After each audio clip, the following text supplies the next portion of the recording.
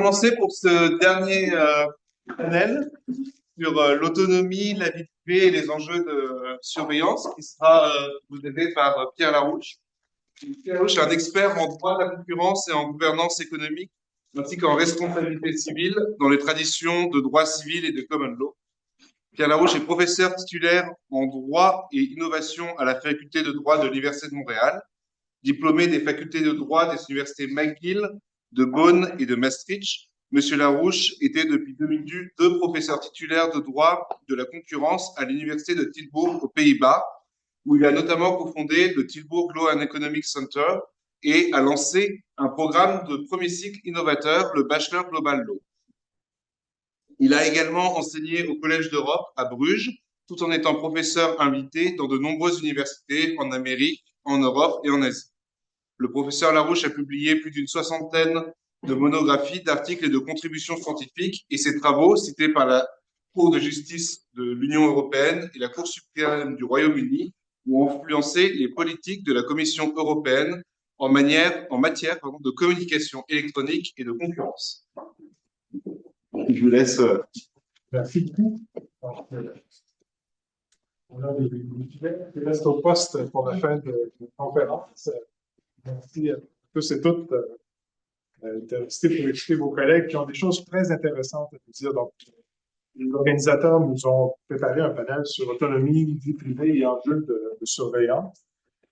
J'avais préparé quelques notes, mais je pense que c'est peut-être plus juste et plus simple de laisser parler vos collègues immédiatement. Donc, il y a 3 présentations. J'ai même eu quand je vais prendre, je vais regarder. Donc, ça va être présenté par Julien Ferry, qui est postdoctorant à Polytechnique, qui a fait un doctorat, il faut que je retrouve tout ça, qui était à sous tutelle en France et au Québec, entre Toulouse et, c'est ça, l'UQAM. Donc, et vous êtes informaticien au départ, mais en fait, c'est un thème qu'on voit dans les contributions. Donc, on est à cheval sur l'informatique et le droit. Ça promet beaucoup. C'est des choses, beaucoup de problématiques intéressantes. Donc, j'ai bien étudié ce que vous avez écrit. Il y a certains éléments qui m'échappent un petit peu au niveau technique, mais ça va rendre votre présentation d'autant plus intéressante. Donc, j'ai hâte de vous écouter. Et ça sera suivi par une présentation d'Arnaud Leponce, qui est à l'UQAM et qui est, quant à moi, à l'avant-garde de ce qui se passe maintenant parce qu'on va se lancer dans l'IA agentique, donc des grandes questions de l'heure. Et la troisième présentation, ce sera par Andreas Nicodème Lubach, qui est étudiant doctorat à l'Université de Sherbrooke et qui, en fait, je vais vous demander qu'est-ce que vous proposez vraiment dans le doctorat, parce que la description est une description très critique, mais comme c'est toujours le cas dans la description critique, moi je demande qu'est-ce qui vient après. Donc, je serais curieux d'entendre ce que vous avez à dire à cet égard-là. Les règles du jeu sont, je crois, 20 minutes. 10 minutes. 10 minutes. 10 minutes, ok, donc je vais donner des indications. Je vais essayer de ne pas être d'accord. Donc, allez, écoute.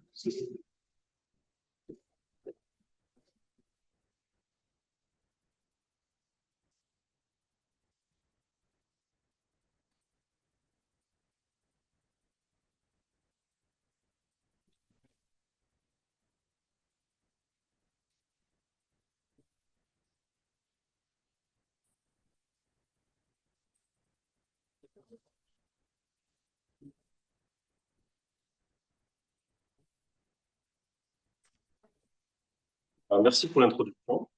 Donc aujourd'hui, je vais essayer de faire quelques ponts entre la notion d'autonomie et les travaux que je réalise sur différents aspects de l'apprentissage de confiance.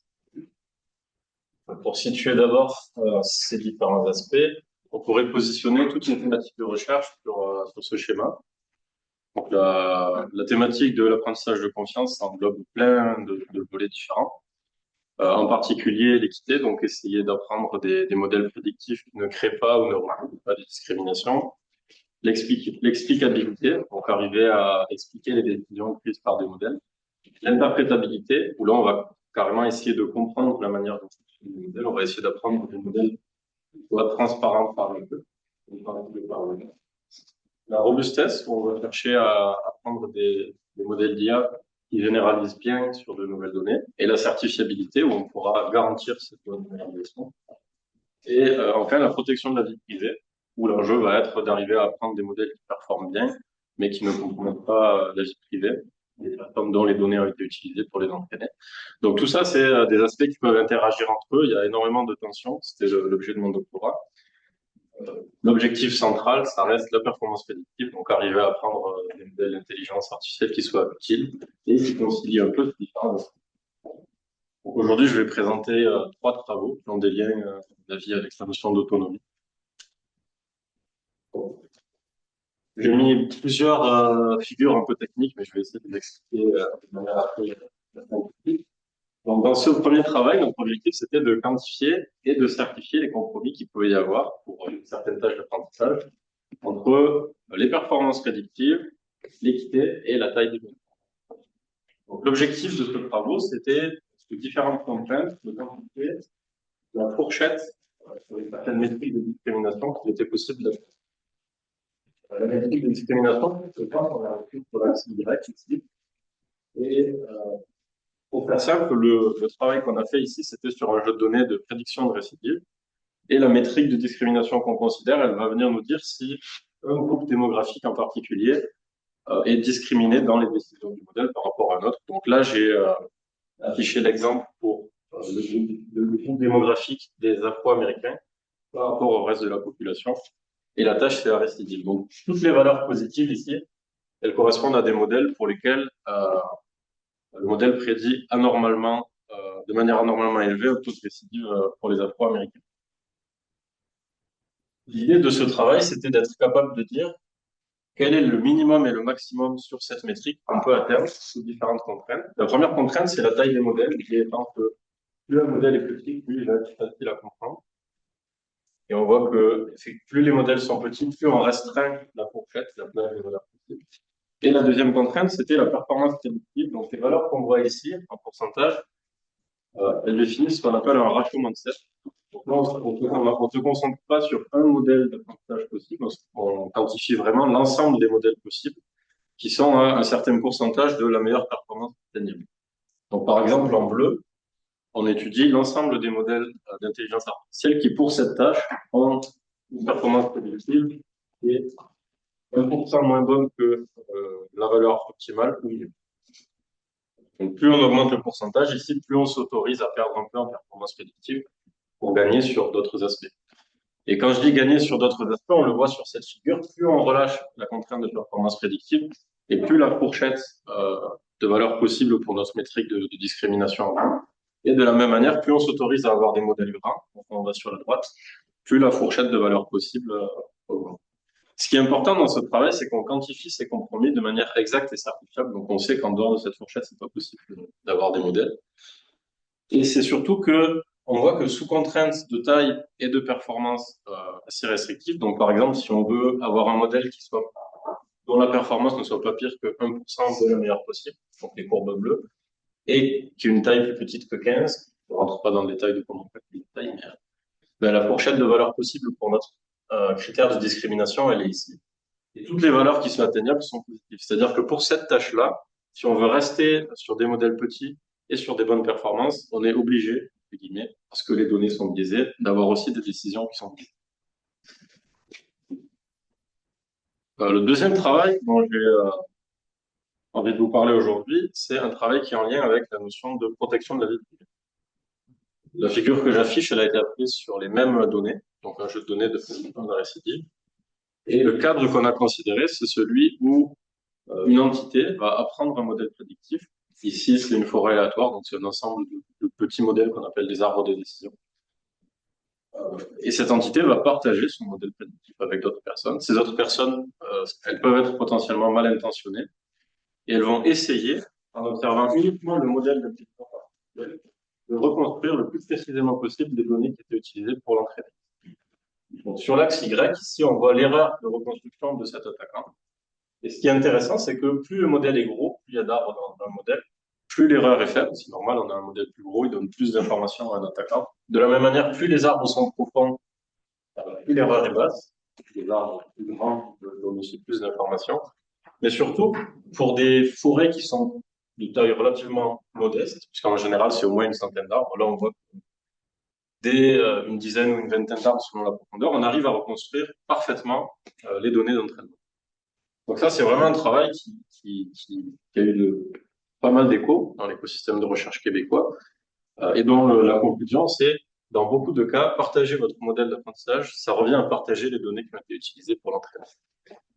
Donc la première chose qu'on pourrait dire, c'est, dans ce cas-là, on ne partage pas le modèle, on le rend accessible via une API en ligne, donc on peut lui poser des questions, et il va nous répondre. On a aussi montré dans un travail suivant que dans ce cas-là, en choisissant bien les questions qu'on pose, on peut quand même arriver à reconstruire le modèle lui-même. Et la deuxième piste qu'on pourrait envisager, c'est de dire, OK, je vais quand même partager mon modèle, mais je vais essayer de le protéger avec des techniques de protection standard. Et on a aussi montré que ces techniques-là ne protègent pas suffisamment efficacement contre le risque. Là, la notion, le lien avec l'autonomie qu'on peut envisager, c'est que les personnes dont les données ont été utilisées pour entraîner le modèle, déjà n'étaient pas forcément conscientes que ces données étaient utilisées. Et même si elles l'étaient, elles n'étaient pas non plus conscientes que le modèle qu'on peut partager ensuite révèle ces données-là. Et le dernier travail dont je voulais vous parler, c'est celui, je pense, pour lequel le lien avec la notion d'autonomie est le plus évident. C'est un travail sur les explications contractuelles. Les explications contractuelles, elles répondent à la question: qu'est-ce que je devrais changer dans mes données pour avoir une prédiction différente par le modèle? Imaginons par exemple que le modèle, ce soit un algorithme de ma banque. Moi, je vais soumettre mes données, puis l'algorithme va me dire si oui ou non j'ai un demande de crédit qui a.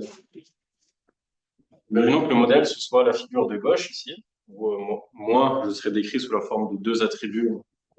Ça, c'est vraiment la carte des décisions du modèle. Et imaginons que les régions qui sont gris clair, c'est les cas dans lesquels le modèle va me dire le prêt n'est pas accepté. Et les régions qui sont gris foncé, c'est celles où le modèle va me dire OK, le prêt est accepté. Donc moi, intuitivement, si je suis dans une région gris clair, mon objectif, ça va être d'aller dans une région gris foncé. Donc je vais pouvoir demander une explication et qu'est-ce que je devrais faire pour que mon crédit soit accepté. L'outil qu'on a proposé, nous, ça s'appelle des cartes contrefactuelles. Et ces cartes, elles vont avoir deux intérêts. Le premier, c'est que pour n'importe quel point dans une zone claire, par exemple, si j'étais ici, je vais me retrouver ici, elle indique la région de décision, ici la région 5, la plus proche de mes données, et que la décision serait changée. Et le deuxième avantage de ces cartes, c'est que elles montrent de manière globale les zones de recours possibles pour le modèle en question. Pour conclure et faire un peu plus le pont avec la notion d'autonomie, l'autonomie du grand public et plus généralement de toutes les personnes qui font face à des décisions prises par des outils d'intelligence artificielle, elle est conditionnée à la compréhension d'une part des compromis possibles et des choix faits par les plateformes. Parce que ces choix, je reviens sur mon premier exemple, le choix de où je me situe dans la fourchette de discrimination ou le choix de quelle taille de modèle je considère, et même d'autres choix au-delà de quel type de modèle notamment, ils conduisent à parfois des injustices sans forcément de raison, même motivées par la performance, et surtout sans que les personnes concernées ne puissent le savoir. Peut-être que mon application va être traitée de manière injuste, puis je n'aurai aucun moyen de le savoir. L'autonomie, elle est aussi conditionnée à la compréhension des risques de vie privée qui sont associés à chaque fois qu'on partage nos données avec une plateforme. Elle est conditionnée bien sûr aux décisions du modèle et aux recours possibles face à ces décisions. On l'a vu avec l'exemple des cartes actuelles. Et on voit aussi des liens entre les notions d'autonomie et beaucoup d'autres aspects que j'ai présentés dans mon premier exemple que j'ai pas décrit les outils techniques qu'on a mis au point à chaque fois. Mais voilà, les outils d'optimisation mathématique, d'optimisation combinatoire, ils sont adaptés parce qu'ils permettent de dire j'apprends un modèle qui marche bien, mais surtout j'apprends un modèle qui est le meilleur sur tel et tel aspect de manière vraiment rigoureuse. Et pour finir, je voulais, pour montrer vraiment l'utilité qu'on pense avoir avec nos recherches, vous mettre l'avis du jury de Québec Science. Donc, le travail sur la protection de la vie privée dont je vous ai parlé, il a été nommé dans les découvertes de l'année 2024 de Québec Science. Et l'avis du jury, c'était ce qui est écrit ici. Et je pense que c'est vraiment ça l'intérêt des travaux qu'on mène en recherche, c'est d'informer la population sur les risques face à des géants de la tech qui sont clairement plus grands que nous. Bon.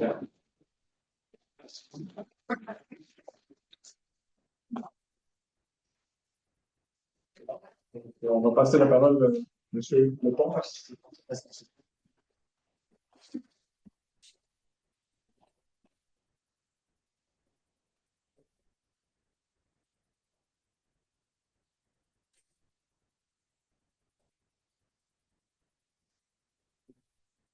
Bonjour. Merci déjà au comité organisateur et à toutes les personnes qui sont encore ici à cette heure assez tardive. Donc, euh, dans cette présentation, j'aimerais bien vous parler des assistants personnels personnalisés en confidentialité. Ce sont en fait des programmes informatiques qui ont pour but d'aider les utilisatrices et utilisateurs dans la configuration de leurs préférences de vie privée. Donc, quand on va penser à préférence de vie privée, on va souvent, pour le grand public, je pense maintenant penser à ces fameuses bannières de cookies témoins, où on va souvent vous donner un choix, juste peut-être d'accepter des cookies nécessaires, des cookies d'analyse ou des cookies de performance. Donc, déjà, se confronter comme ça à ce genre de préférence, c'est pas très granulaire. Souvent, on comprend pas très bien ce qu'on accepte, ce qu'on n'accepte pas, quels sont les risques qu'on va avoir en transmettant des données. Et puis même dans beaucoup d'applications, on va avoir le fait que même juste les cookies ne sont pas les seules choses qui vont être collectées. Vous êtes sur un site comme ChatGPT, ils peuvent aussi exploiter après les données que vous allez lui transmettre. Donc par exemple, les différentes requêtes que vous allez demander. On va avoir plusieurs problèmes si on veut collecter des références vraiment précises, c'est qu'il y a plusieurs phénomènes qui vont rentrer en jeu dans une société. Donc on a notamment la fatigue de la vie privée. Donc c'est le fait que finalement on est tous un peu là, fatigués psychologiquement de devoir toujours remplir de devoir lire des conditions d'utilisation, des politiques de confidentialité, de devoir accepter ou refuser les cookies. Puis finalement on a aussi un sentiment un peu d'impuissance parce qu'on se dit bah, au final, tous les jours, il y a des fuites de données. Donc, même si je refuse de donner mes données, elles vont quand même arriver un moment quelque part sur Internet. Et finalement, on n'a pas toujours confiance non plus dans les grandes plateformes sur le vrai respect qu'elles vont faire. Parfois, on va leur demander de ne pas les utiliser, mais on se rend compte quand même que l'utilisation est un petit peu détournée. On va aussi avoir le paradoxe du privé qui a été énoncé déjà ce matin, mais qui est le fait que pour beaucoup de personnes, elles vont dire que c'est important pour elles la vie privée, mais derrière, il y a peu d'actions qui vont être menées pour vraiment garantir sa vie privée. Donc, par exemple, qui ici lit vraiment les conditions d'utilisation avant de télécharger une nouvelle application, de l'utiliser, ou même de faire des achats en ligne, il y a aussi beaucoup de personnes qui vont vendre, entre guillemets, ou donner leurs données personnelles assez facilement pour participer à des concours, ou une chance de gagner quelque chose. Voilà. Et donc, ce que j'aimerais amener ici, c'est le concept d'assistant personnalisé en confidentialité, donc qui va avoir pour but d'aider vraiment les utilisateurs à pouvoir configurer vraiment les outils qu'on leur donne en ligne pour que ça respecte vraiment leurs préférences en matière de vie privée et de confidentialité. Donc ces outils-là, ils vont soit faciliter la collecte des préférences auprès de l'utilisateur, ou ils peuvent aussi directement modifier les préférences ou proposer des recommandations. Donc, ça va s'inscrire aussi dans un contexte où on peut avoir des préférences qui peuvent être nombreuses. Donc, je pense notamment si vous utilisez un navigateur ou si maintenant vous utilisez des agents conversationnels comme ChatGPT. En fait, vous allez confier un peu votre vie. Vous allez donner beaucoup d'informations sur beaucoup de sujets. Et donc, finalement, on peut se demander quel est mon consentement là-dedans. Qu'est-ce que eux ils vont faire? Est-ce que si je fais une requête qui est relative à mes données médicales, j'ai peut-être pas envie qu'elle soit réutilisée. Mais au final, si vous allez lire les conditions d'utilisation, des choses comme ça, pas vraiment d'analyse, on pourrait vouloir vraiment avoir des préférences qui puissent être plus spécifiques. Et donc, on a notamment ce modèle de l'IPV qui est l'intégrité contextuelle. On va dire aussi que ce qui va influencer, ce qu'on va considérer comme privé, c'est pas seulement des informations, mais ça va dépendre aussi du contexte. Donc, de savoir qui va pouvoir avoir accès à ces informations, dans quel contexte. Ou des données médicales, on veut bien les partager avec le personnel de santé. On a peut-être moins envie de les partager avec son assurance, ou peut-être un assureur ou un prêt, ou directement avec des voisins. Même chose, on pourrait accepter de transférer certaines données s'il y a un mandat pour la police, par exemple. Ça va être aussi un outil qui est utile quand on a des préférences qui sont un peu compliquées à transférer, donc à spécifier. Donc, par exemple, typiquement dans l'interne des objets, si vous avez un assistant vocal, vous allez plutôt vouloir une interaction vocale pour communiquer. Vous n'allez pas avoir envie d'avoir directement des politiques de confidentialité à devoir écouter ou devoir répondre à beaucoup de questions pour pouvoir mettre en place des préférences. Ou, par exemple, pour une télévision connectée où il faut faire avec une petite télécommande, c'est un peu pénible. Et donc, souvent, ces assistants personnalisés en confidentialité qui donc veulent aider et rendre un peu l'autonomie aux utilisateurs pour avoir vraiment des préférences qui leur correspondent. Ils vont se focaliser sur 3 domaines: les réseaux sociaux, les autorisations d'application pour les téléphones intelligents et Internet. Donc, ce que je propose ici de voir, c'est 2 techniques, juste pour donner un peu une idée de ce qui existe pour aider les utilisatrices et utilisateurs dans la configuration de leurs préférences. Donc, Le premier ici, c'est My Privacy, donc qui est un système qui était prévu, donc c'était il y a longtemps, mais qui était fait pour aider les utilisateurs dans le choix de leurs préférences de fonctionnalités sur Facebook. Et il se basait ici, par exemple, sur le profil psychologique. Donc, ils allaient utiliser le modèle des Big Five, pour ceux qui connaissent. Donc, c'est 5 aspects, en gros, qui vont plus ou moins catégoriser une personne. Et donc, ils posaient une vingtaine de questions sur ces aspects-là. Ils collectaient quelques informations démographiques et à partir de là, ils étaient capables de dresser un profil psychologique des personnes. Et sur base des préférences connues pour d'autres utilisateurs qui étaient satisfaits de leurs préférences sur Facebook, on était capable de trouver des profils similaires et de faire des recommandations pour dire, ah voilà, peut-être que vous allez préférer partager vos préférences seulement avec vos amis, vos posts Facebook, peut-être que vous allez accepter de recevoir des messages de n'importe qui et des choses comme ça. Une autre technique qui a eu quand même plus d'importance dans la littérature, c'est un système qui a été proposé par Liu et ses collaborateurs, donc pour Android, donc pour aider dans la mise en place des autorisations des applications téléphoniques. Donc, eux, ils vont analyser les permissions qu'on donne en fonction de l'application pour laquelle on l'a donné. Donc, quelle catégorie d'application c'est? Est-ce que c'est du loisir? Est-ce que c'est de la météo? Est-ce que c'est de l'information? Des choses comme ça. Ils vont regarder quelles permissions on a données et aussi dans quel objectif l'application utilise ces informations. Et donc, ici, ensuite, ils vont aussi construire toujours une idée de profil. Donc, ils vont essayer de regrouper les préférences qui semblent similaires. Donc, si c'est un algorithme qui s'appelle l'agrégation hiérarchique, je ne vais pas vous embêter avec les détails techniques. Et à partir du profil qui est généré de l'application qui nous intéresse, du type d'autorisation qu'on veut donner, j'utilisais encore un autre modèle, Machine à Vector Support. Encore une fois, je vous épargne les détails, qui permet à la fin de prédire ce que seraient les préférences de l'utilisateur. Et il y avait un élément qui était assez intéressant dans ce travail-là, et je pense que c'est aussi qui a contribué à son succès, c'est qu'ils avaient ce qu'ils appelaient du nudging, donc ils incitent les utilisateurs à revoir leurs préférences et leurs implications. Par exemple, c'est ce qu'on peut voir sur l'image ici. On a une information qui dit, après une semaine, votre géolocalisation, elle a été accédée 1222 fois, et on vous dit quelle application y a accédé, combien de fois, et on vous donne aussi l'objectif qu'on a pu déduire de cette utilisation-là. Et donc ça, je pense que c'est intéressant pour les utilisateurs parce que souvent, on va vous demander des préférences, mais il faut souvent des connaissances techniques aussi pour comprendre vraiment ce qu'on donne et ce qu'on peut faire avec ce genre d'informations-là. Donc là, ça permet vraiment aussi de peut-être se rendre compte, ah oui, mais cette application de, je sais pas, mon horloge, mon réveil, il a accédé à ma géolocalisation. Et donc ça, c'était par exemple une technique qui avait été adoptée. Donc quand il l'utilisait, proposait des premières références, ça a été adopté à peu près à 79% initialement. Puis après, les nudging, ces incitations, par la suite, c'était plus ou moins accepté à 5%. Donc, les gens trouvaient ça utile, mais c'est vrai que les incitations n'ont pas l'air de vraiment fonctionner énormément pour faire changer, mais ça reste que pratique.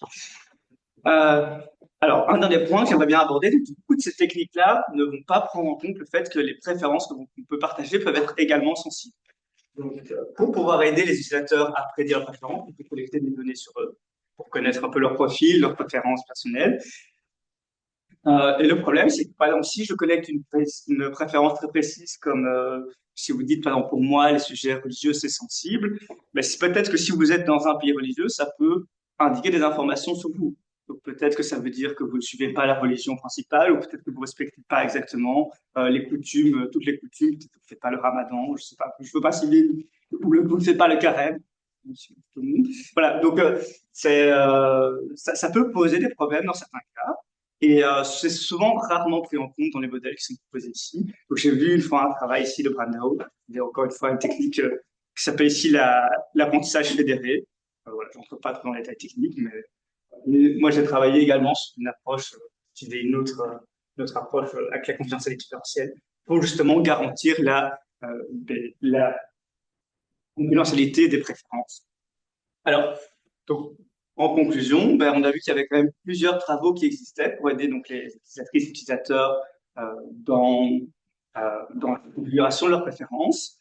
Il y a des implémentations concrètes, mais malheureusement, ça reste souvent des projets académiques. Donc, après quelques années, bah, c'est souvent plus d'applications et ça peut nécessiter des compétences techniques. Donc, on peut se poser aussi la question de ces assistants personnalisés s'ils configurent les préférences à la place de l'utilisateur.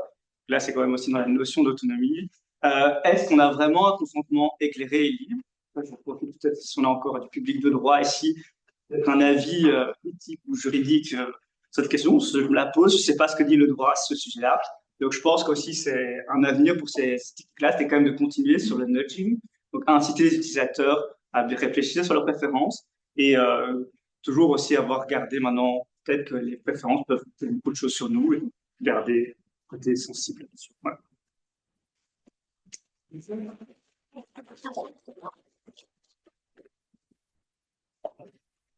Donc, pour la troisième présentation, on prend la discussion des trois présentations ensemble dans l'article. Donc, Andreas, c'est Nicodème. C'est très. Ça va le faire.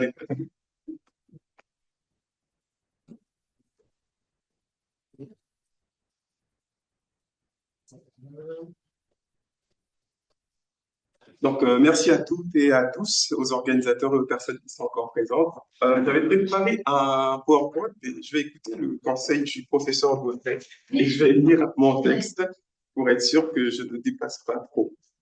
Mais en gros, l'image, c'est vraiment dans cette logique que s'inscrit en fait le cadre de mon travail. C'est vraiment une approche critique en fait de la notion d'autonomie dans le cadre actuel du capitalisme de surveillance.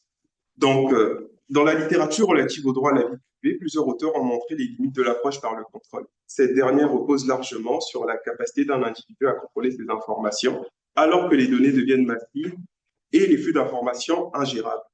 De même, les communications précédentes, notamment celle du panel 2, ont illustré en fait ces différentes limites, ainsi que les panels qui ont suivi. Aussi, je pense que la vie privée nécessite d'être appréhendée d'un point de vue pluridisciplinaire, et je pense que la science politique fait partie des domaines qui rencontrent cette notion qui est largement politique, comme le montrent les auteurs Bennett et Rapp dans leur livre de Governance of Privacy, mais largement politique aussi au regard des tentations fascistes qu'épousent les dirigeants de la Silicon Valley qui ont fait de nos vies privées les objets de leur enrichissement et de leur pouvoir. Je souhaite donc dire qu'il est possible de maintenir un attachement à l'autonomie en réinvestissant la notion d'un sens et d'une portée haute. Il s'agira plus de proposer des bases pour la discussion que d'offrir une définition toute faite. Je vais m'inspirer pour cela des travaux du philosophe grec Cornelius Castoriadis. En gros, il est là, pour ceux qui l'ont jamais vu. Je vais m'inspirer en fait de ses travaux parce que lui, il a énormément travaillé sur la notion d'autonomie. Et on part chez lui aussi de la distinction entre autonomie face à l'hétéronomie. Donc, dans un premier temps, ce dont je vais vous parler, en fait, c'est le processus que lui, il identifie à ce qu'il appelle l'hétéronomisation. Donc, chez Castoriadis, en fait, dans sa philosophie, on peut dire qu'il a une distinction radicale. Il considère que la modernité occidentale se constitue autour de deux significations imaginaires centrales, à savoir le projet d'autonomie, l'autonomie, et le projet de maîtrise. Et le projet de maîtrise, en fait, se caractérise par l'expansion illimitée de ce qu'il appelle la maîtrise rationnelle, donc qui s'illustre aussi dans ce qu'on appelle le capitalisme, qui est bien connu. Et en gros, l'idée, en fait, dans le projet de maîtrise, c'est de maîtriser l'action de l'ouvrier, maîtriser la vie du citoyen, maîtriser la nature pour la domestiquer, neutraliser la politique pour qu'elle ne perturbe pas le marché. C'est ça vraiment l'idée de fond. Et pour comprendre en fait la dégradation de la conception libérale de l'autonomie, on peut partir de ce que Castoriadis nomme donc le processus d'hétéronomisation. Donc un processus de long terme au cours duquel une société auparavant autonome bascule progressivement dans l'hétéronomie. Et en fait, elle peut provenir de plusieurs sources, cette hétéronomie, mais moi je me concentrerai dans ce travail sur le capitalisme de surveillance plus précisément. Et je vais l'abréger par CDS pour que ça soit pas trop long. Alors, le capitalisme de surveillance, beaucoup en ont entendu parler grâce à Shoshana Zuboff, qui l'a défini de différentes manières. J'avais prévu cette définition, mais j'en ai trouvé une qui est beaucoup plus simple en fait.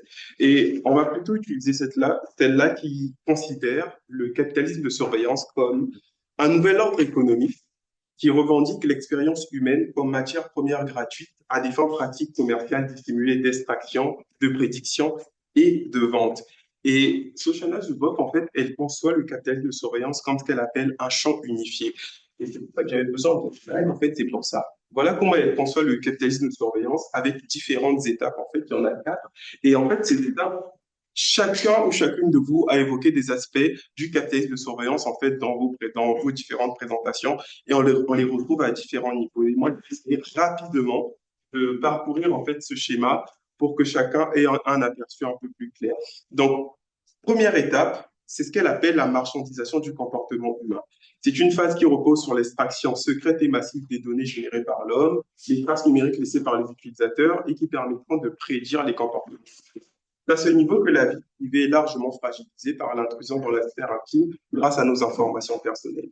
Au cours de la deuxième étape, qu'elle va appeler la concentration de la production et la consommation des connaissances computationnelles, les données massives qui ont été collectées à la première étape sont transformées en connaissances grâce à l'intelligence artificielle et l'apprentissage automatique. Cette étape, elle accroît le fossé entre ce que l'individu peut savoir et ce qui est su à son sujet, en fait. Et au cours de la troisième étape, qui porte sur l'actionnement comportemental à distance, le système passe de la simple surveillance à l'influence active. Les connaissances sur les individus sont déployées pour modifier les comportements à grande échelle, afin de servir des objectifs commerciaux ou politiques au niveau individuel ou collectif. Ici, les entreprises utilisent ce qu'elles appellent un pouvoir instrumentarien, qui, contrairement au totalitarisme violent, réduit l'autonomie humaine de manière invisible via des architectures numériques connectées. Enfin, la dernière étape, qu'elle appelle la dominance systémique. Là, c'est plus un projet, j'ai le sentiment, qu'une réalité, en fait. Au cours de cette étape, les géants utilisent leur contrôle absolu sur l'infrastructure numérique critique pour plier les gouvernements démocratiques à leur volonté. Elle parle d'une gouvernance de la gouvernance, donc une compétition directe avec l'ordre économique pour usurper les prérogatives de l'État. Ici, la solidarité sociale est sacrifiée au profit de l'expérience utilisateur et de la dépendance au système. Donc, dans le présent cas, les acteurs du CDS, à travers leurs discours, leurs pratiques, leurs décisions, souhaitent redéfinir les notions de vie privée et par conséquent d'autonomie, mais également la portée de la démocratie qui est au centre du projet d'autonomie. La conception libérale de la protection de la vie privée, de l'autonomie, se concentre sur les capacités individuelles et qui porte une vision procédurale de la vie privée, ne fournit pas un contre-pouvoir nécessaire dans un rapport de force où l'individu semble plus vulnérable qu'autre chose. Il importe donc de repenser cette conception de l'autonomie, notamment en recourant à la centralité de ce qu'on appelle l'auto-institution. Et c'est la deuxième partie de mon travail, parce que le concept d'auto-institution, je le prends chez Cornelius Castoriadis. Alors, ce que nous avons vu dans la première partie, c'est l'aspect monopolistique et non démocratique du CDS qui exclut la participation des citoyens dans la détermination des moyens dont ils usent et des fins dans le profit de capitalisme de surveillance. De plus, c'est un système, le capitalisme de surveillance, qui porte une réelle ambition de contrôle et de maîtrise de l'individu, comme l'illustre en fait le cas de la gouvernementalité algorithmique qui a déjà été abordé plus tôt ici. Et alors, comment on redéfinit l'autonomie dans ce contexte? Premièrement, chez Castoriadis, il n'y a pas de société autonome sans des individus qui le sont eux-mêmes. Et l'individu autonome, c'est celui qui est capable de prendre des décisions et de remettre en question les significations dominantes afin d'en créer de nouvelles. On peut dire que chez Castoriadis, l'autonomie, c'est une distance entre l'individu et la règle, afin d'éviter une hétéronomie totale. La surveillance menace cette distance dans la mesure où elle se permet d'agir sur les sujets de manière active ou passive avec ou sans leur comportement. En effet, dans la société hétéronome, l'individu ne peut plus contester une loi qu'il a déjà intériorisée, car la société exerce sur lui un infrapouvoir puissant. L'aboutissement de ce processus, c'est la réalisation de l'utopie totalitaire, à savoir faire totalement intérioriser ses idéaux à des sujets. Deuxième point que Castoriadis apporte,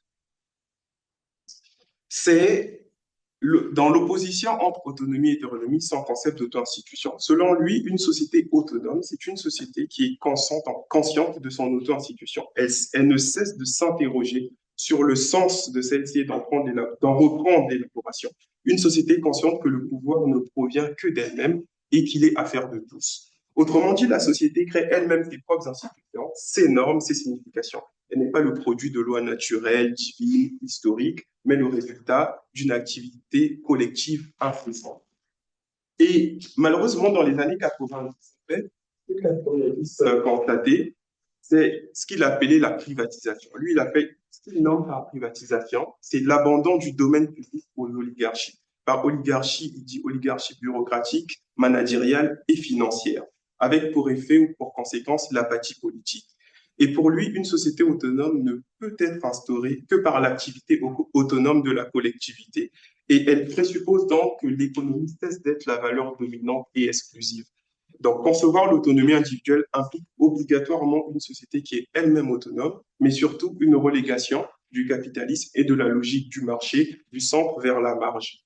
Dernier point, il est nécessité de revenir sur l'un des angles morts de l'approche libérale et la prise en compte de la question du pouvoir.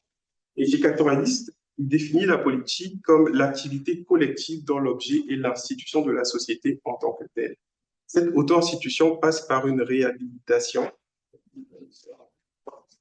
de la démocratie au sens le plus radical. Donc, quand on dit au sens le plus radical, c'est un pouvoir qui est exercé par tous et non un privilège d'une caste ou d'une minorité de personnes.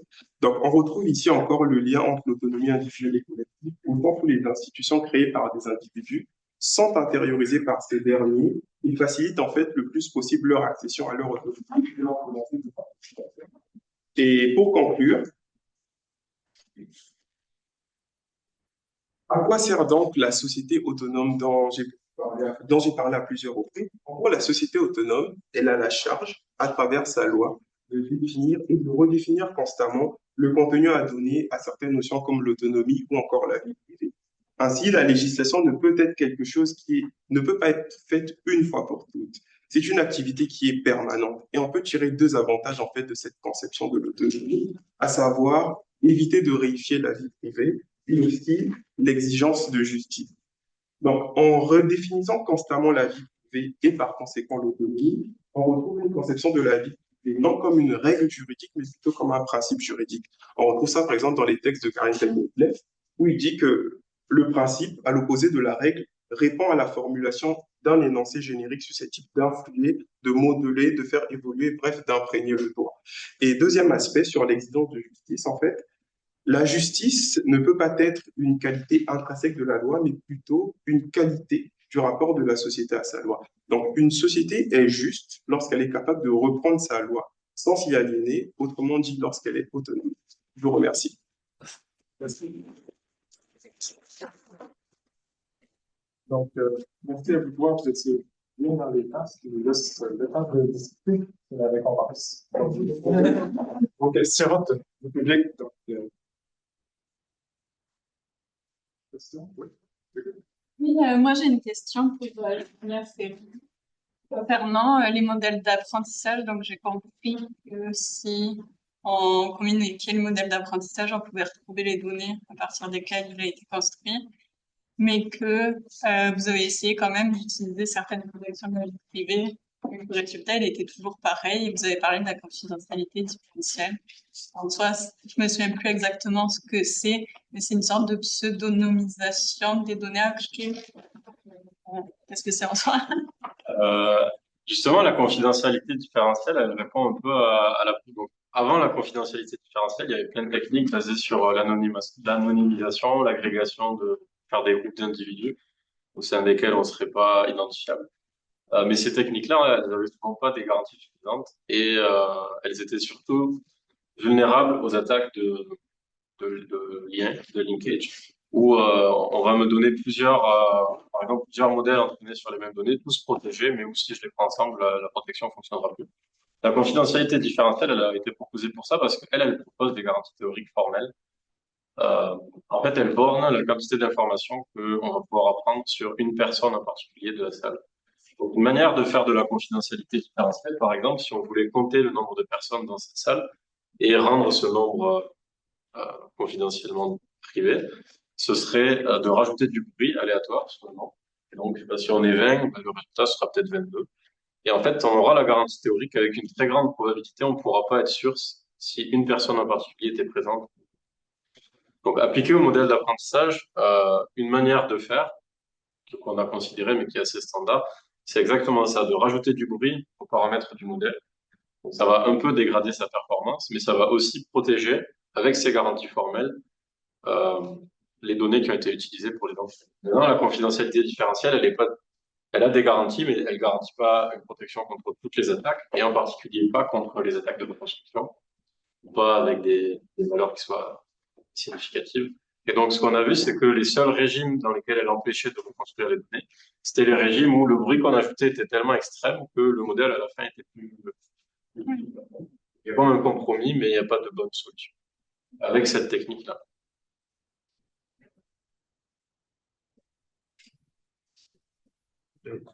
ce serait une question de suivi. C'est vraiment une question de profane.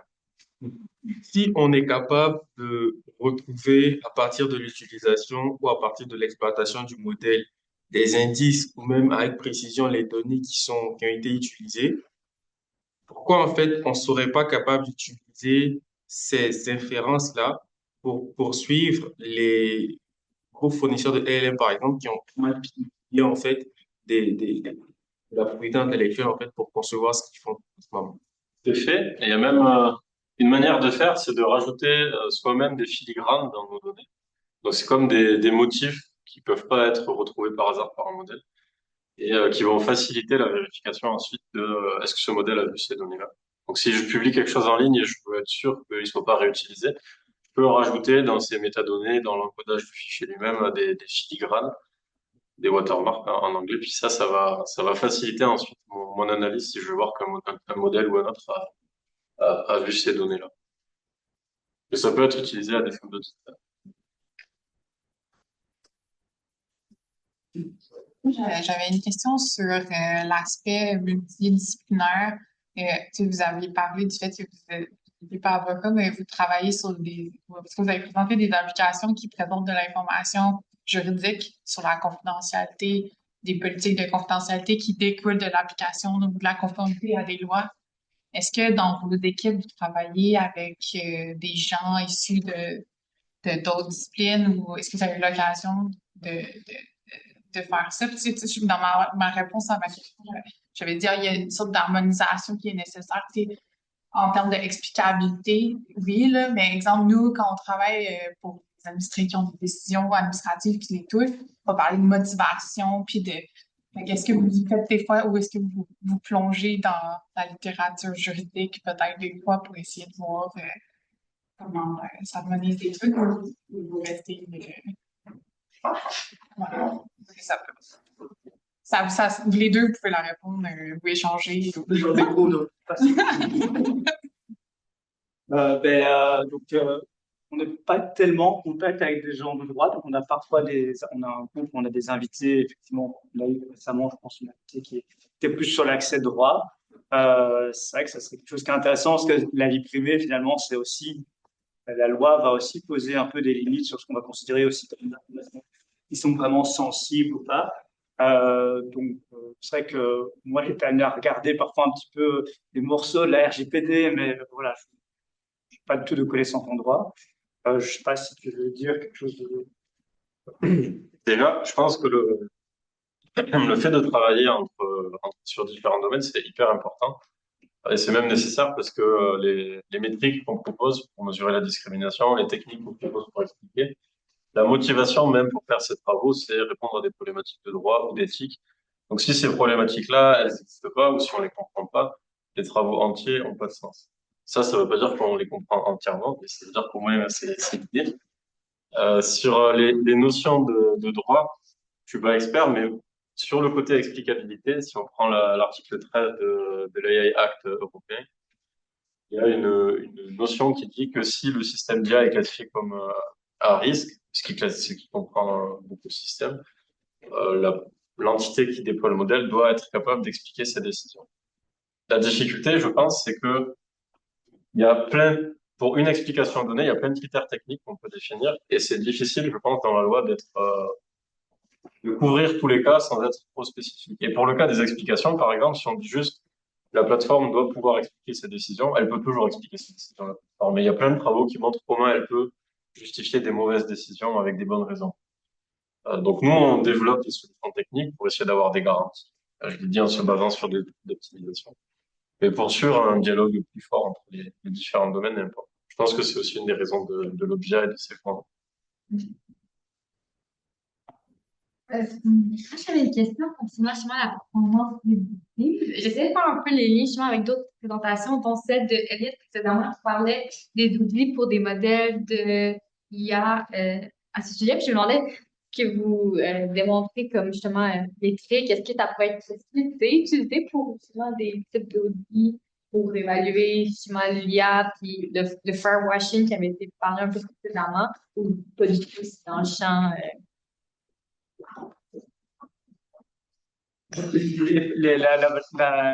Les prédictions. Oui, c'est ça. Est-ce que ça peut être utilisé dans les audits auxquels on regarderait les IA, dans ce que c'est discriminatoire comme intelligence artificielle ou non, comme qui avait été présenté par Elliot. Peut-être que j'ai mal compris aussi, puis je mélange tout, là, donc c'est pas. Je pense que tu peux utiliser, on peut utiliser les modèles pour voir aussi les données et voir effectivement si on voit un lien fertile. Donc, la valeur de prédiction, déjà, c'est un nombre on va donner un nombre sur en fait un jeu de données. Au final, on ne sait pas exactement ce qu'il y a derrière. Donc, je pense que c'est pas les performances exactes du modèle vont pas vraiment servir directement pour faire l'audit, mais on peut essayer de voir ce que donne le modèle pour des échantillons donnés et contrôlés. Si je peux compléter, ben en fait, il y a qu'est-ce qu'on peut auditer? C'est encore une troisième brique. On a d'autres collègues qui travaillent là-dessus. Qu'est-ce qu'on peut auditer? Qu'est-ce que les entreprises sont obligées de rendre public à des particuliers ou ou d'autres gens qui voudraient auditer, parce que toutes les questions de secret professionnel. Et justement, c'était un des travaux sur lequel travaille le groupe de recherche avec Elliott et d'autres, c'est de montrer que dans ce que les compagnies sont obligées de rendre disponible pour des audits, est-ce qu'elles ont justement le moyen de tricher un petit peu? Et je pense que les travaux de Julien, ça peut permettre de quantifier à quel point ils ont de la latitude pour tricher, étant donné les paramètres légaux auxquels ils doivent se soumettre pour un audit. Mais je sais pas si c'est utilisé encore. C'est vraiment tout au début des audits pour ces choses. Peut-être compléter un peu. On a aussi des travaux récents avec le PRN, qui est un institut interministériel en France sur l'audit des algorithmes. Et ce qu'on a essayé dans ces travaux de mesurer, c'était à quel point c'était facile pour une plateforme de mentir, de tricher pendant un audit. Donc, je pense que parmi les exemples un peu connus, il y a, je crois que c'est Amazon sur leur marketplace, ils peuvent, pour un article donné, ils peuvent vous proposer de l'acheter via eux-mêmes ou via d'autres vendeurs. Et normalement, il y a des lois sur la concurrence qui font qu'ils sont pas censés se privilégier. Et pourtant, ils le faisaient. C'est un exemple. La difficulté, je pense, c'est toujours que sur les...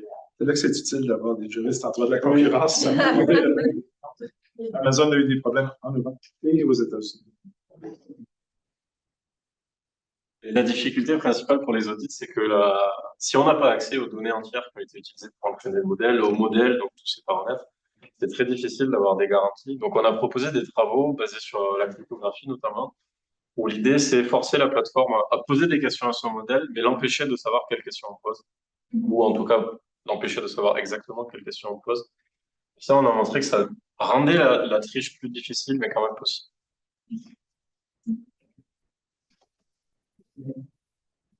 Pour rester dans la plurimultidisciplinarité et sur le point de l'affaire Amazon, est-ce que ça rejoint pas un peu, est-ce qu'il n'y a pas un enjeu là par rapport à je pense que c'était l'une des présentations du matin sur l'autonomie du juge, puis sa capacité technique en fait à comprendre, puis à analyser en fait certains outils de forensique. Donc, est-ce qu'il y aurait pas un enjeu pour les régulateurs dans les compétences puis les capacités à détecter ces mauvaises pratiques-là. Puis après, est-ce que les affaires qu'on voit, il y en a de célèbres, est-ce que ce ne serait pas juste la pointe immergée de l'iceberg?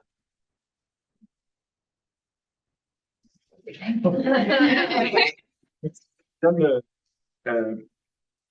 il y a plusieurs endroits où on peut décider de tout ça. Donc, vous en avez mentionné deux, il y en a un troisième. Ça peut être décidé devant un juge, ça peut être décidé par une autorité réglementaire ou ça peut être décidé par le législateur.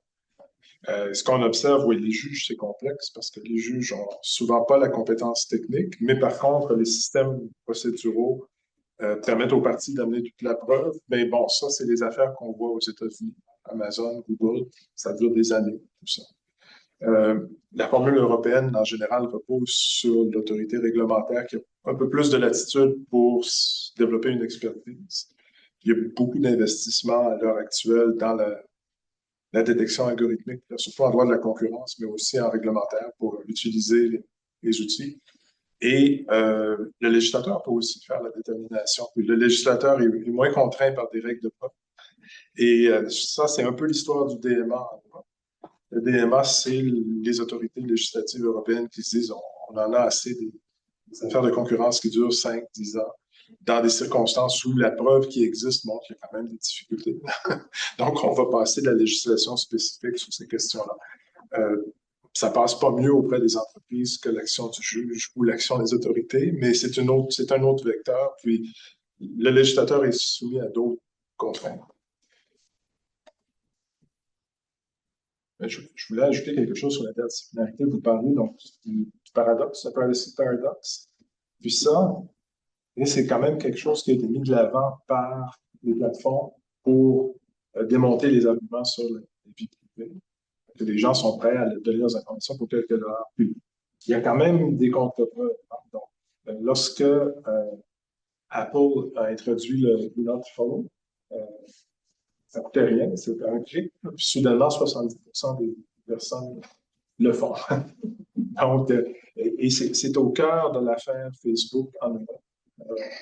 Donc, étant contre Boudès Catalan devant la Cour de justice de l'Union européenne, que c'est un petit peu la quadrature du cercle en droit de la concurrence. Si le choix qu'on donne à l'usager, c'est vous nous donnez toutes vos données personnelles ou sinon vous n'êtes pas sur Facebook, vous n'êtes pas sur Instagram, ben ça force les usagers à se comporter de manière différente que si on leur dit, ben vous avez plus ou moins de protection à des coûts plus ou moins grands. C'est seulement dans ce cas-là qu'on pourrait vraiment vérifier s'il y a un paradoxe.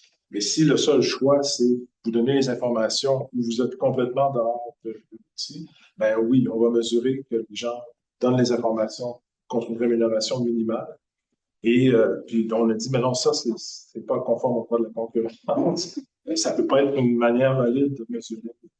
Donc, il y a plus de travaux là-dessus qui méritent d'être ajoutés, en discuter, qui permettent de mettre un bémol, disons, sur l'idée du paradoxe.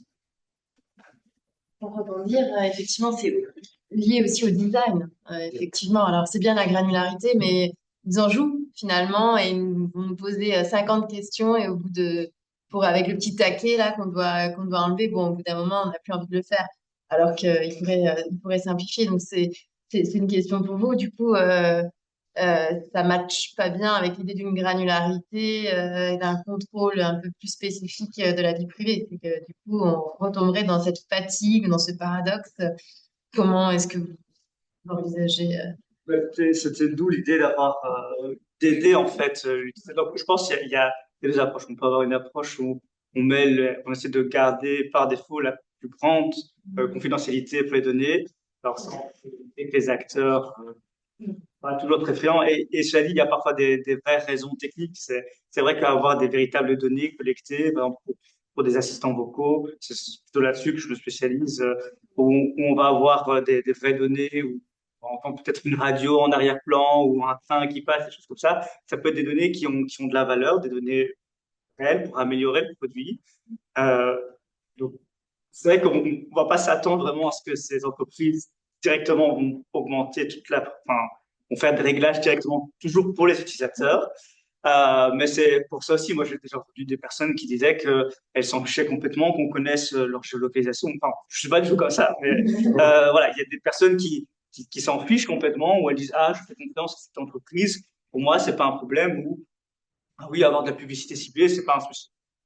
Voilà, je pense que chaque personne a son choix, mais c'est pour ça aussi que je pense qu'un programme qui pourrait aider l'utilisateur à trouver un peu un juste milieu. Donc peut-être, évidemment, il faut pour avoir ce juste milieu effectivement entre peut-être trop de questions et risquer de perdre l'utilisateur ou pas en poser assez, avoir peut-être un profil assez bon.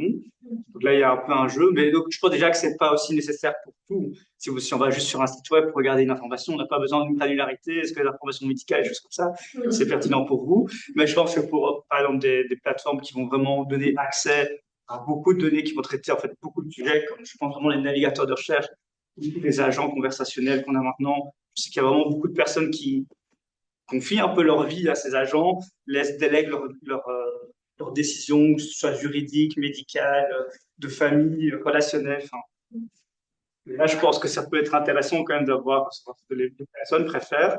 Puis il y a la loi aussi qui dit qu'il y a certaines données qui nécessitent un consentement explicite pour les traiter. Je pense que tous les traitements ne sont pas déjà autorisés, donc déjà une certaine protection, Mais peut-être pour aussi, pas rentrer Nicodème dans la discussion, mais Moi, en fait, l'aspect interdisciplinaire, il vient du fait que je pense que, exemple, comme juriste, moi, je vois des enjeux qui vont au-delà du technique. Et je pense que les applications, finalement, ils nous exposent pas nécessairement à ces enjeux-là de, de capitalisme, de surveillance, oui, on peut dire, oh, je donne ma localisation ou je donne mes informations bancaires par des cookies. Quand tu es habitué de savoir qu'est-ce que c'est puis qu'est-ce que ça représente, OK. Mais je pense que pour le commun des mortels, ça veut rien dire. Un cookie, ça veut rien dire. Fait qu'il y a ça, tu sais, il y a tout cet aspect-là de transparence, mais qui est pas technique, qui est comme social, sociétal, juridique, éthique. Puis je pense que ça, il manque ça en ce moment. Tu sais, puis le truc avec Apple, en fait, c'est que finalement, on peut juste dire non. Puis on le fait parce que c'est facile. On dit non, on veut pas être suivi. Mais sur les sites web, chaque fois qu'il y a un pop-up sur est-ce que vous acceptez que le site web prend tes cookies, tu fais je m'en fous, tu sais, je veux juste aller voir. La majorité du monde, tu sais, si tu cherches juste je vais aller voir c'est quoi le prix de ce soulier-là, ben tu vas dire je m'en fous, je veux juste aller voir le prix puis je m'en vais faire autre chose après, tu sais. Mais ça a un impact de faire ça, mais en tout cas, fait que c'est ça peut-être, au pire, vous pourrez rebondir tout sur ça, mais sur comme l'arrière-plan sociétal, il est pas assez exposé, je trouve. Puis on a des documentaires qui nous le montrent, mais comme il faut l'avoir écouté, puis il faut être ouvert mais c'est ça. Fait que, en tout Moi, je dirais que dans la discussion, il y a un creux. Il y a eu quelque chose qui a débuté. Il y a notre situation actuelle. Il y a tout un vide sur lequel on discute très peu. C'est à quel moment on a estimé que c'était légitime qu'il y ait un groupe de personnes d'entreprise puissent avoir accès à nos vies privées. C'est ça, c'est un gros creux en fait, parce que j'ai juste parlé de Zuboff, mais elle s'inscrit dans un mouvement plus large d'auteurs qui ont travaillé sur la surveillance pour montrer à un moment que le modèle d'Orwell ou bien le panoptique de Foucault, ce n'était pas forcément plus adapté à ce qu'on entend par la surveillance aujourd'hui. Ça a largement été reconfiguré, la notion de surveillance. Et en fait, il y a tout un débat qui manque sur ça, sur la possibilité de ces entreprises privées de s'accaparer sur des morceaux de nos vies, en fait, d'une manière très ouverte aujourd'hui. Et notamment, on nous a parlé de la politique de confidentialité, mais ce n'est pas un mécanisme de légitimation finalement. Pour dire oui, j'accepte, mais j'accepte quoi finalement? Parce qu'il suffit pas de la lire. Il y a tout un arrière-plan derrière auquel on ne discute pas. Pourquoi on peut autant facilement accéder à nos informations? Et un exemple très simple, c'est aujourd'hui, nouvel ordinateur, nouveau téléphone, on n'accède à rien si on ne crée pas un compte. Mais on n'a pas forcément besoin d'un compte pour passer un appel. Mais c'est devenu tellement une pratique normale. Et là, il y a des gens qui s'y connaissent mieux que moi, mais je regarde un documentaire, comme Alexandre a dit, un nouvel Android. Au moment où on se connecte, il y a déjà des métadonnées qui sont là, qui permettent en fait de dire où ce téléphone est activé, à quel moment, à quel endroit. Donc, il y a beaucoup qui reposent sur l'individu, mais il est impuissant. Il est impuissant, en fait. Et je pense que c'est là qu'il y a l'enjeu sociétal, le débat. On a l'impression de subir l'avancée technologique. Mais ça avance pourquoi? Ben, on parle de l'IA, on va sur la Lune. Ben, déjà, il y a des gens qui mangent pas. La technologie, ça peut aussi être ça d'abord. On règle le fait que des gens mangent, que des gens ne dorment pas dans la rue. Pourquoi on investit autant massivement pour pouvoir faire des robots alors qu'il y a des gens, en fait, qui dorment encore dans la rue, qui ne mangent pas? Donc, on doit décider collectivement de tous ces aspects.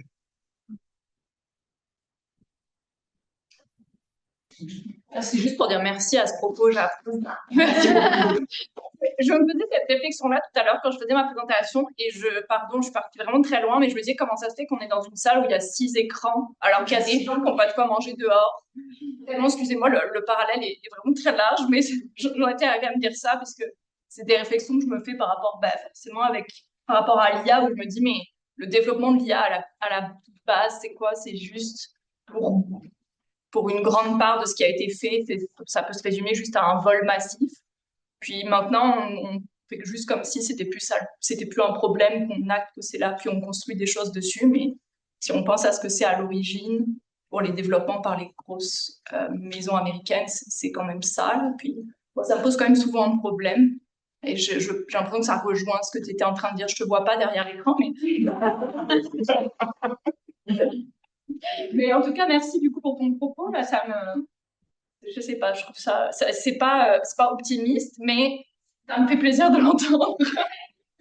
Peut-être on peut clore la journée un peu plus formellement, mais ça n'empêche pas qu'on peut continuer à discuter par la suite. Mais je voudrais donner à Guillaume Macot le mot de la fin. Guillaume qui est directeur adjoint à l'OPIA. Puis j'en profite pour remercier l'OPIA. C'est Pierre tu as le panel, je sais pas, remercie les panélistes. Je sais que vous êtes pressé de finir, mais j'ai pas prévu de parler 15 minutes, Marianne. D'accord. Merci de participants au panel. Oui, encore une fois, je pense que ceux qui sont restés, qui ont osé rester jusqu'à la fin, en ont eu un bon arrangement. C'était de belles présentations, une bonne discussion aussi. Je vous remercie beaucoup. Je vous souhaite bonne chance pour la suite de vos travaux également. Donc, c'est la fin de notre panel. Guillaume, la parole est à toi. Je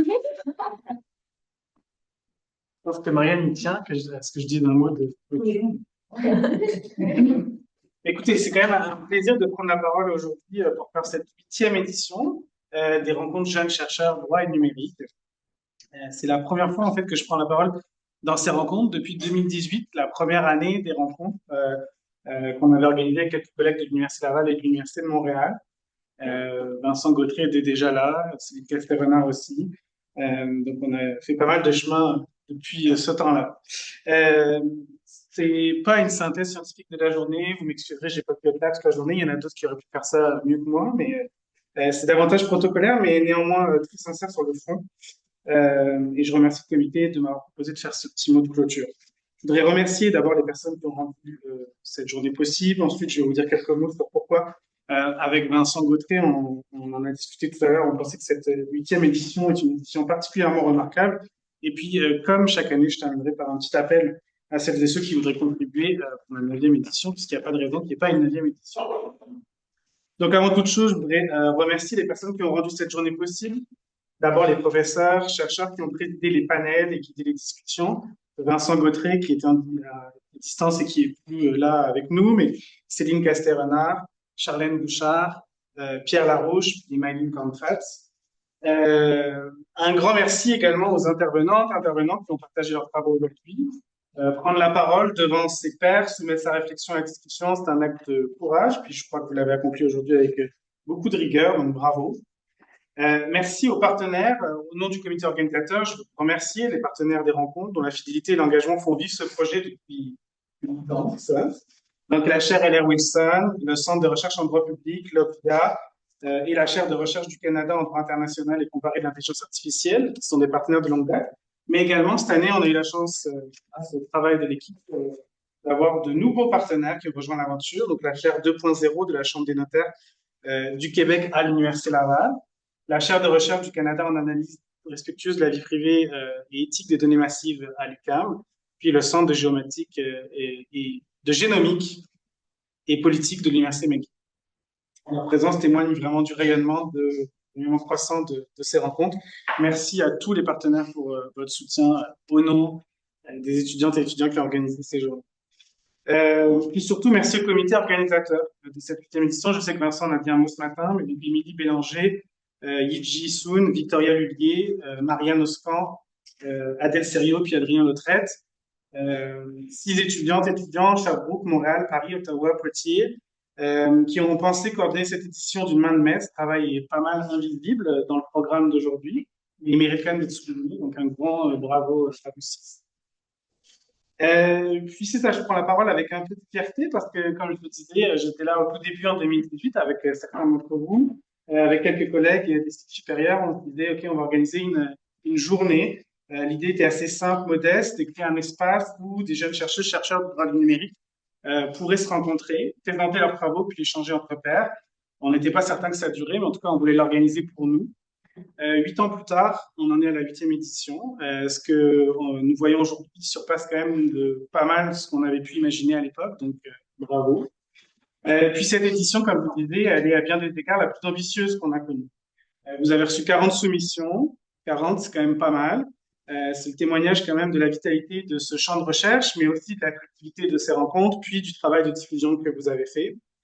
Je sais que les choix ont été difficiles, mais c'est de ces choix que sont nées les 18 présentations qu'on a pu avoir aujourd'hui. Là aussi, un nouveau record. On n'avait jamais eu 18 présentations dans une journée. Donc au tour de force. Mais ce qui nous frappe aussi, c'est la façon dont cette édition a su se renouveler sur 3 dimensions qui, dès les débuts, étaient fondamentales, mais que vous avez su vraiment mettre de l'avant. D'abord, la thématique, celle de l'autonomie, dans ses dimensions institutionnelles, individuelles, techniques. C'est l'une des questions les plus profondes que le droit du numérique soit appelé à traiter. Alors, après avoir exploré les vulnérabilités, les inégalités générationnelles, la diversité, les libertés, cette édition touche, elle aussi, à quelque chose de fondamental, la capacité des personnes, des institutions et des systèmes à décider par eux-mêmes. C'est une question qui traverse tout. Je voudrais quand même saluer que chaque année, vous arrivez à trouver une thématique qui soit à la fois pointue, mais également fédératrice. Bravo pour ce tour de force. Ensuite, deuxième point, sur l'ouverture disciplinaire. Sur ce point, cette édition a franchi un cap notable. Depuis le début, on en parle, on dit qu'il faut s'ouvrir à d'autres disciplines. Aujourd'hui, aux côtés des juristes, on a entendu des chercheurs, chercheuses en génie informatique, philosophie, journalisme, etc. Puis, vraiment, de mon point de vue, c'est pas une dilution de la démarche juridique, c'est sa nécessaire mise en contexte. Donc, ce qu'on a vu de ces discussions-là, c'est que le droit a besoin de ces voies-là, puis en même temps, ces disciplines ont aussi besoin du droit. Donc, bravo pour cette ouverture. Puis enfin, l'ouverture internationale. Aujourd'hui, on a entendu des chercheurs venus de France, de Belgique, de République démocratique du Congo et du Togo, aux côtés de collègues québécoises et québécois. Donc, la distance, les déplacements, les décalages horaires, c'est pas facile, c'est pas anodin d'organiser ça, je veux le reconnaître. Je sais aussi pour le comité d'organisation que ça a été un défi, mais les échanges que cette diversité rend possible justifient vraiment l'effort, puis enregistrent nos perspectives respectives. Donc, bravo pour cette ouverture internationale. Donc, cette édition s'est particulièrement distinguée par ta capacité à grandir sans se trahir. Vous avez eu plus de soumissions, plus de présentations, plus de disciplines, plus de pays, et pourtant la même vocation qu'en 2018 intact. Donc, encore une fois. Puis, j'en termine avec ça, j'en arrive à l'appel, comme chaque année. Ces rencontres sont nées d'une initiative étudiante. Les organisations qui les soutiennent sont là en appui, pas à la barre. On met à disposition des ressources, un réseau, une légitimité institutionnelle. Mais la vision, puis l'énergie, les choix thématiques, l'organisation concrète, tout ça, ça revient à une équipe d'étudiantes et d'étudiants. Donc, elles existent depuis 8 ans parce que chaque année, il y a de nouveaux étudiantes et étudiants qui choisissent de prendre le relais. L'an prochain, il faudra une 9e édition avec une 9e équipe. Donc, je m'adresse directement à celles et ceux qui sont dans cette salle ou derrière leur écran, il en reste encore, qui voudraient contribuer. Si vous avez envie de rejoindre le comité organisateur, si vous avez une idée thématique, si vous voulez simplement mettre la main à la pâte, faites-le savoir, parlez-en aux organisateurs de cette édition. C'est pas plus compliqué que ça. Et puis, voilà, le relais sera passé en temps et lieu. Donc, je vous remercie encore une fois toutes et tous pour votre participation aujourd'hui. Bonne continuation et longue vie aux rencontres de jeunes chercheurs vrai numérique. Merci. Merci.